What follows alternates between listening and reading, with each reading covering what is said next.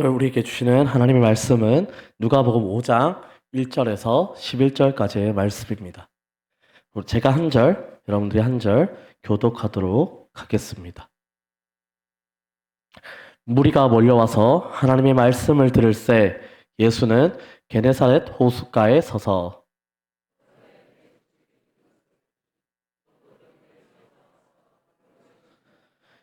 예수께서 한 배에 오르시니 그 배는 시몬의 배라. 육지에서 조금 떼기를 청하시고 앉으사 배에서 무리를 가르치시더니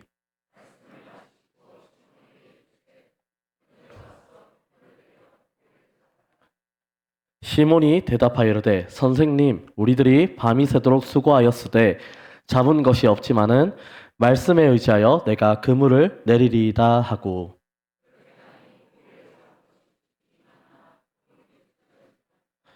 이에 다른 배에 있는 동무들에게 손짓하여 와서 도와달라 하니 그들이 와서 두 배의 채움에 잠기게 되었더라.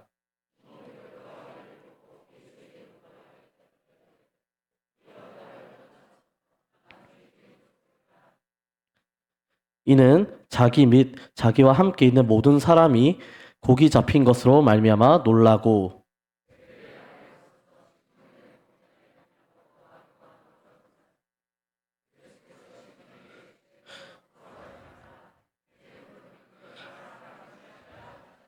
합독하겠습니다. 그들이 배들을 약주에 대고 모든 것을 버려두고 예수를 따르니라. 아멘. 오늘 말씀을 살펴보기 전에 저희 마태복음 4장 18절에서 22절까지의 말씀을 같이 읽고 본문 말씀을 살펴보려고 합니다. 우리 마태복음 4장 18절에서 22절까지의 말씀을 제가 한 절, 여러분 한 절 교독하도록 하겠습니다. 갈릴리 해변에 다니시다가 두 형제 곧 베드로라 하는 시몬과 그의 형제 안드레가 바다에 그물 던지는 것을 보시니 그들은 어부라.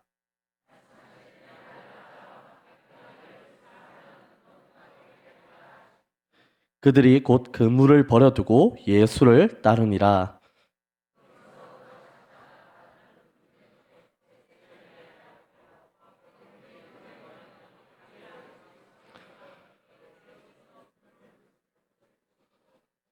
합독하겠습니다. 그들이 곧 배와 아버지를 버려두고 예수를 따르니라. 아멘. 오늘 본문은 예수님께서 이 어부 4명을 제자로 삼는 장면입니다.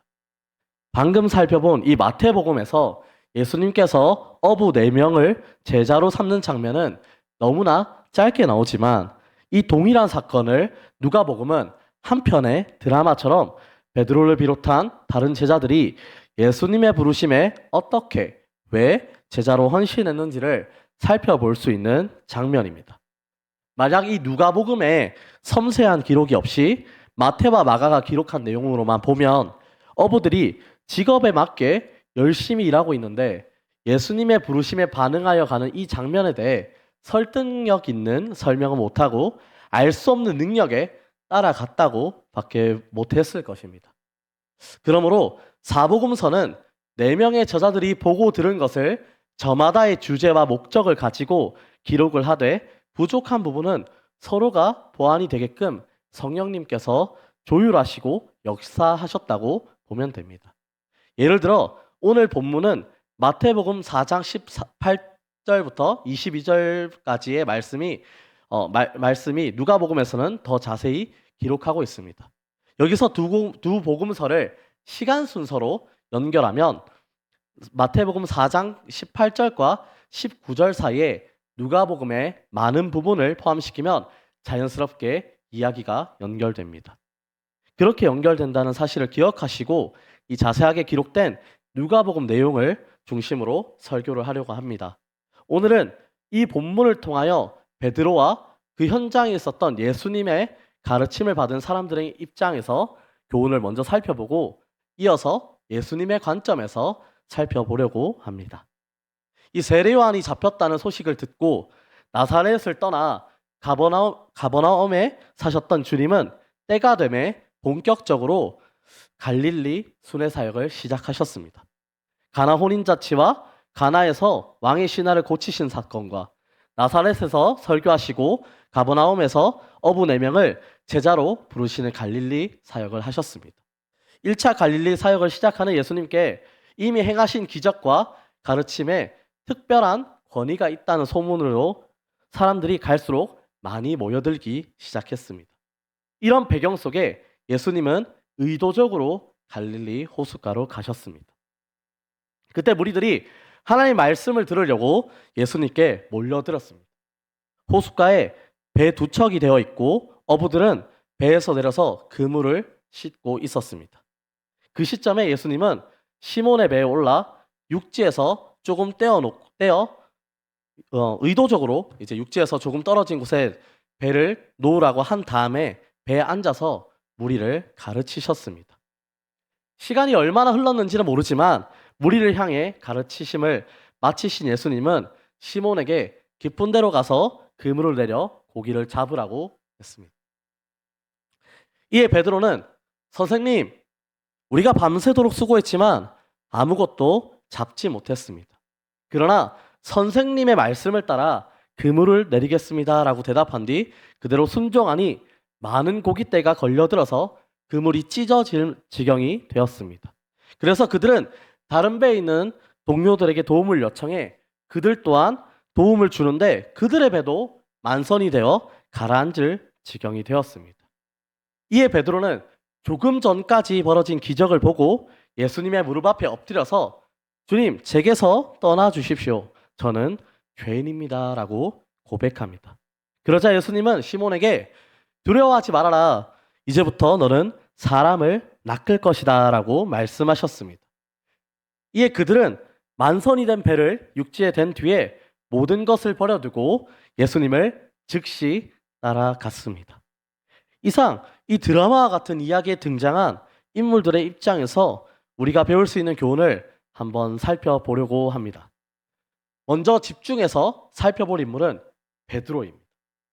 그는 심신이 매우 지친 상황에서도 예수님의 요구와 이해할 수 없는 명령에 인내하며 끝까지 순종합니다.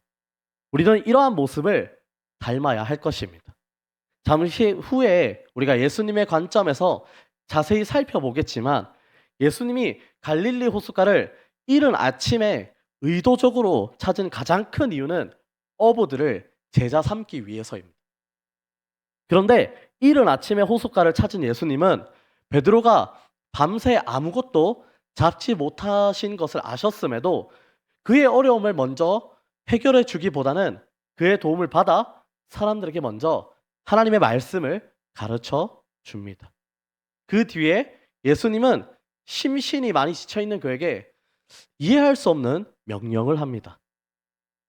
여기서 베드로는 밤새 일을 하고 심신이 힘들고 지치고 절망적인 상황에서도 예수님의 요구에 인내하고 순종하였습니다.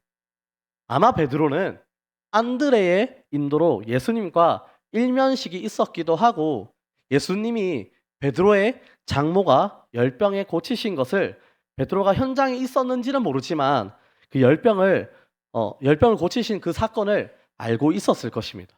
또한 가나 혼인잔치에서의 기적과 왕의 신하 아들을 고치신 사건 때 이때 또한 베드로가 현장에 있었는지는 알지 못하지만 적어도 소문이나 이야기를 통해서 들었을 것입니다. 아무튼 이제까지 보여주신 그런 활동에 근거하여서 예수님을 존귀한 분으로 신뢰했기 때문에 그 이해할 수 없는 예수님의 명령에 베드로는 따라갔을 것입니다. 베드로는 밤새 고기 한 마리를 잡지 못하여 심신이 지치고 힘든 상태에서 예수님이 배에 태워달라고 하시고 또 배를 육지랑 좀 떨어뜨려 놓고 30분일지 1시간일지 정확한 시간을 알 수 없지만 예수님이 사람들을 가르치실 동안에 그런 시간을 인내하는 모습뿐만 아니라 베드로에게 상식을 벗어나는 명령인 깊은 곳에 그물을 던지라는 명령을 받았는데 베드로는 끝까지 인내하며 순종하는 모습을 보여주는데 이 모습을 성도인 우리는 꼭 배워야 할 것입니다. 왜 베드로에게 이 예수님의 명령이 상식을 벗어나는 명령이었을까요? 그것은 새벽엔 깊은 곳에 고기가 없다는 것이 이런 오랜 세월 어부들의 경험에 의해 증명되었기 때문입니다. 그런데 예수님이 수십 년 어부 생활을 한 그에게 깊은 곳에 그물을 던지라는 명령을 하셨는데 베드로의 입장에서는 절대 이해가 가지 않고 상식을 벗어나는 명령이었습니다. 그런데 베드로는 순종하였습니다. 베드로의 이런 인내와 순종의 모습이 귀한 것은 갈릴리 호숫가에서 베드로는 아직 예수님이 자신의 구주라는 사실이 온전히 믿어진 상태가 아니라는 것입니다. 우리 누가복음 5장 5절 말씀을 함께 살펴보면 시몬이 대답하여 이르되 선생님 우리들이 밤이 새도록 수고하였으되 잡은 것이 없지만은 말씀에 의지하여 내가 그물을 내리리다 하고 이 말씀에서도 볼 수 있듯이 예수님에 대한 호칭이 어떻습니까? 선생님이라는 호칭을 사용하고 있습니다. 이 호칭에 근거하여 볼 때 베드로는 예수님을 구주로 받아들인 상태는 아니었다라고 짐작할 수 있습니다. 또한 시몬은 밤새도록 수고했다라는 말을 함으로써 지금 깊은 곳에 그물을 내리는 것은 무모한 일이고 시몬의 입장에서는 이해할 수 없는 명령이라는 것을 말씀을 통해 살펴볼 수 있습니다. 그렇지만 베드로는 선생님이 말씀하셨기에 자기의 장모의 열병을 고치셨고 소문이나 혹은 직접 보았던 그 예수님의 기적을 직접 봄으로 그 예수님이 말씀하셨기에 선생님의 말씀에 순종하여 그물을 내리겠다라고 말을 하고 있습니다. 아무튼 이러한 상태에서 그가 보여준 모습인 이 인내하며 묵묵히 순종하는 모습은 우리 중에 매주 예배에 참여해 설교를 들어도 아직 예수님이 나의 구주라는 사실이 안 믿어지더라도 포기하지 말고 본문에서 베드로가 보여주는 힘든 가운데서도 인내하고 예수님의 이해할 수 없는 요구에도 묵묵히 또는 억지로라도 순종하고 행동하는 저와 여러분들이 다 되어야 할 것입니다. 베드로의 모습에서 하나 더 배울 두 번째 교훈은 깊은 곳에 가서 그물을 던지라는 예수님의 말씀. 어부인 베드로가 볼 때도 이해할 수 없는 요구였지만 앞서 말했듯이 새벽엔 깊은 곳에 고기가 없다는 것이 상식에 속했지만 예수님의 요구에 그는 어부로서 전문가의 소신 혹은 자부심이 있었음에도 그것을 내려놓고 말씀에 순종했을 때 상상조차 할 수 없는 기적에 이어 최고의 축복, 즉 예수님이 구주라는 확신을 얻게 되는 은혜와 제자로 부르심을 받는 축복이자 은혜를 얻는 모습을 보게 됩니다. 사랑하는 여러분, 꼭 기억하기를 소망하는 것은 베드로가 본문에서 인내하며 이해되지 않는 요구에도 끝까지 순종할 수 있었던 것은 이전에 동생을 통해 소개받은 예수님과의 첫 만남과 틈틈이 따라다니면서 말씀을 듣고 기적을 직간접적으로 체험한 것이 있었기 때문입니다. 하지만 그런 시간들 속에서도 인격적으로 주님을 구주로 받아들였다는 확실한 증거는 없습니다. 그렇게 오늘 본문에 베드로가 보여주는 모습은 결코 쉽지 않음에도 불구하고 그는 자신의 상황에서 소신을 내려놓고 나의 생각을 내려놓고 묵묵히 주님의 말씀에 순종을 했던 것입니다. 그렇다면 우리 가운데 주의 은혜로 이미 성도된 자, 성도 중에도 많은 세월 동안 다양한 시행착오 속에 훈련을 받으며 믿음이 자라고 있는 자들은 오늘 베드로의 행동에 더욱 자극받고 본받으려고 노력해야 할 것입니다. 우리도 이 세상을 살다 보면 특별히 힘든 날이 있습니다. 바로 그때 주님이 다가와서 이해할 수 없는 요구를 하실 때 베드로처럼 내면엔 비록 짜증이 나고 화가 나더라도 적어도 표면적으로는 불평하지 말고 인내하며 끝까지 주님의 말씀에 순종하는 모습을 보여야 할 것입니다. 그렇게 해야만 상상을 초월하는 기적과 그 기적보다 더 큰 축복, 그 특별 은총을, 특별한 예수님의 은혜를 우리가 얻을 수 있을 것입니다. 물론 우리는 이미 자녀라는 절대적인 축복을 얻은 만큼 더 좋은 것이 있냐라고 생각하실 수 있습니다. 하지만 그 절대적인 축복만큼은 아니더라도 거기에 비견될 수 있는 은총, 주님만이 내 삶의 이유이자 목적이 되는 삶을 살겠다고 고백하며 살아가는 제자로 부름받고 제자도의 길을 걸어가는 특별한 은총이 있다고 확신을 가지고 말씀을 드릴 수 있습니다. 이런 은총은 신앙생활하는 모든 성도가 자연스럽게 다 받아 누리는 것이 아닙니다. 보통의 경우에는 성도가 사모하는 마음으로 예배에 참석하고 말씀을 통해 하나님의 뜻대로 살고자 노력하며 힘쓸 때 제자로 부르심을 받는 특별 은총을 얻는 경우가 많습니다. 하지만 본문처럼 간혹 일상 중에 주님이 찾아와서 상식밖에 요구를 하시는 경우가 있는데 바로 그때 우리 본문의 베드로처럼 묵묵히 인내하며 순종하면 베드로처럼 특별 은총을 얻는 경우가 있을 수 있습니다. 그렇지 않더라도 주님은 우리에게 반드시 갚아 주실 것입니다. 그러면 그날 베드로와 한 배에 탄 동생 안드레와 베드로에게 도움을 요청받고 도움을 줬던 야고보와 요한, 그리고 이른 아침부터 예수님이 호숫가에 계신 것을 알고 만나러 와서 말씀을 듣고 기적을 목격한 사람들을 통해 우리는 어떠한 것을 배울 수 있을까요?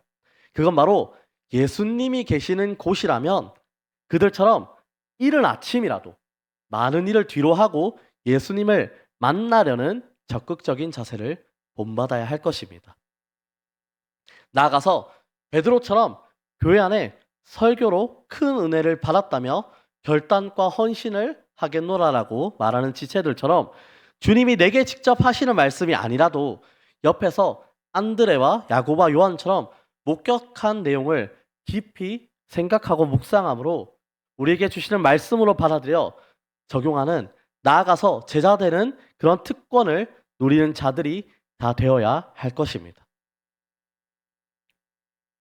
사랑하는 여러분, 방금 살펴본 교훈을 우리에게 더 자세히 적용하면 말씀에 큰 도전을 받아 순종함으로 큰 기적 혹은 축복을 체험한 베드로와 같은 자가 우리 주변에 있다면 나보다 더 큰 기적과 혹은 축복을 먼저 체험했다고 시기나 질투할 것이 아니라 옆에 있었던 세 명처럼 적극적으로 도와주고 함께함으로 베드로가 받았던 특별한 주님의 제자가 되는 부르심의 축복을 누릴 수 있는 자들이 다 되어야 할 것입니다. 사랑하는 여러분, 전 우리 교회 성도들이 9월이면 다시 방을 마무리하고 구역 모임을 시작하고 또 전도의 모임을 계속해서 해나갈 때 이처럼 주님께 받은 은혜를 나누고 그 나눔에 함께 기뻐하고 기도 제목을 낼 때 적극으로 합심해서 기도하고 도움을 줄 수 있는 우리 성도님들이 다 되시기를 진심으로 소망합니다. 그래서 그 지체들의 나눔을 통해서 내게 주시는 하나님의 말씀과 교훈은 없는지까지 생각하는 우리 신실한 성도님들이 다 되시기를 소망합니다. 마지막으로 예수님의 관점에서 이 장면을 바라보는 것을 통하여 우리 성도가 배웠으면 하는 교훈을 살펴보려고 합니다. 오늘 본문의 1절 말씀을 우리 세번역 성경으로 같이 한번 살펴보겠습니다. 우리 함께 합독하겠습니다.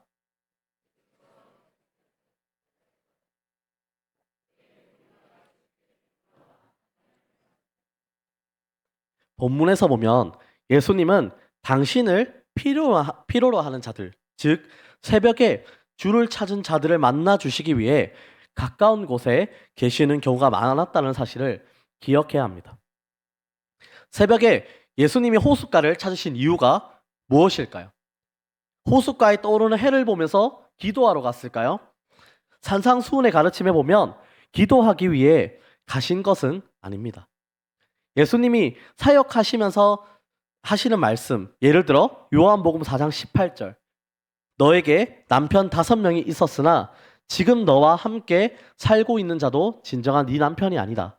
그러니 방금 네가 남편이 없다고 말한 내 말도 틀린 것은 아니다를 보면 신적인 능력을 드러내는 경우가 자주 있습니다. 하지만 개인적인 능력을 자랑하기 위함이 아니라 보내신 분의 일을 이루시기 위해서만 사용했음을 우리는 알 수 있습니다. 요한복음 4장 34절 말씀을 세 번역으로 보면 예수께서 그들에게 말씀하셨다. 나의 양식은 나를 보내신 분의 뜻을 행하고 그분의 일을 이루는 것이다 라고 말씀하시는 것을 보면 예수님은 보내신 분의 일을 이루기 위해 사용했음을 알 수 있습니다. 사마리아 여인과 있었던 사건과 말씀에 이날 새벽에 주님이 그 장소에 갈 때부터 주님은 그 뒤에 일어날 수 있는 큰일, 무리들이 주를 만나러 모이는 일이나 물고기가 잡히지 않다가 주님의 명령에 그들이 찢어질 만큼 잡히는 일 등 큰 일들을 예상했다고 보면 됩니다. 본문에 등장한 기준으로만 보면 예수님이 이미 여러 장소에서 사역을 행하면서 보여주신 기적으로 많은 사람들에게 이미 소문이 퍼져 있었습니다. 이처럼 많은 사역을 행하신 다음 이른 아침에 호숫가에 서 계셨던 것입니다. 인터넷에 버금가는 속도로 이미 예수님에 대한 소문이 갈릴리 일대 사람들의 입에 회자될 정도였습니다. 예고도 없이 그날 새벽에 호숫가에 계신 그분을 보기 위해 많은 사람들이 모인 것은 어쩌면 너무나 당연한 이치라고 할 수 있습니다. 사랑하는 여러분, 앞서 말한 예수님은 당신을 필요로 하는 자들, 즉 새벽에 주를 찾은 자들을 만나주기 위해 가까운 곳에 계시는 경우가 많았다는 사실을 기억하며 사는 것이 중요한 이유는 주님을 믿게 된 모든 성도의 이야기를 자세히 들어보면 믿는 가정에서 태어났거나 자발적인 노력 또는 종교에 대한 깊은 탐구심 때문이 아니라 결정적인 순간에 주님이 다양한 무대와 사람들을 예비해 주셔서 믿을 수 있는 기회를 주셨기 때문입니다. 또 예수님은 베드로를 제자로 삼으려는 분명한 목적이 있었음에도 당신을 만나기 위해 간절한 마음으로 나오는 자들에게 하나님의 말씀으로 먼저 도움을 주는 모습을 우리는 기억하며 배워야 할 것입니다. 사랑하는 여러분, 저는 제가 맡은 파트인 이 청소년부와 유치부 아이들뿐만 아니라 우리 교회의 모든 지체들이 개인적으로 기도하는 시간이나 함께 모여서 기도할 때 설교를 듣거나 말씀을 읽을 때 깨달은 교훈들을 작게라도 소리내서 기도하기를 소망합니다. 그리고 기회가 되면 한 사람을 말씀으로 가르치며 섬기기를 소망합니다. 교사의 직분을 감당하는 모습은 전문적으로 목회의 길을 걷지 않는 성도에게도 너무나 존귀한 시간입니다. 직장 생활도 그렇고 다양한 인간관계를 가지다 보면 일 중심의 사람이 있는 반면에 사람에 더 가치를 두는 사람도 있습니다. 주님은 모든 날들을 소중하게 사셨던 분이심에도 돌발적으로 일어날 수 있는 다양한 상황 속에서 한 영혼을 천하보다 소중하게 여기셨다는 것을 오늘 말씀에서 우리는 알 수 있습니다. 특히 회당장의 야이로의 딸이 죽었다는 소식을 듣고 가는 길에 혈루증에 걸린 여인이 자신의 옷을 만졌을 때 시간을 지체하면서까지 굳이 그 여인을 찾은 것은 그녀에게 내 옷만 만져도 나을 수 있다는 너의 그런 믿음이 너를 구원하였다라는 그 복음을 말씀해주고 싶었기 때문입니다. 이처럼 우리도 내가 살아가는 환경에서 주어진 일을 묵묵히 감당해 나갈 때, 그런 돌발적인 상황이 생길 때 예수님이 보여주신 모습, 곧 나의 양식은 나를 보내신 분의 뜻을 행하며 그분의 일을 온전히 이루는 이것이라고 말씀하시며 행하신 모습처럼 나에게 새로운 신분과 영원한 생명을 주신 하나님이 기뻐하시는 일이 무엇인가에 집중하고 돌발적인 상황에 자신의 이익과 욕망을 자극하는 마귀의 덫에 속아 거기에 시간과 마음을 빼앗기고 우선순위를 망각하고 그러한 행동을 하지 않아야 되고 우선순위를 잘 정해서 지혜롭게 대처하시는 우리 예수님의 모습을 본받는 성도들이 다 되어야 할 것입니다. 또 중요한 것은 예수님이 힘든 상황에 있는 베드로의 그 배 위에 올라 그의 문제를 해결하지 않고 무리한 요구를 하시는 것은 이전에 그와 맺은 관계 속에 기본적인 신뢰가 있었기 때문임을 기억해야 합니다. 이처럼 우리도 누군가를 주님께로 인도하고 싶은 사람은 평소에 그와 관계를 맺고 물질과 시간과 마음을 들여 신뢰의 관계를 쌓아둬야 한다는 것입니다. 사랑하는 여러분, 저도 그렇지만 여러분들 중에도 있을 거라고 생각합니다. 신실한 성도들 가운데도 너무나 쉽게 좌절하는 부분이 가족들을 주님께 인도하는 일입니다.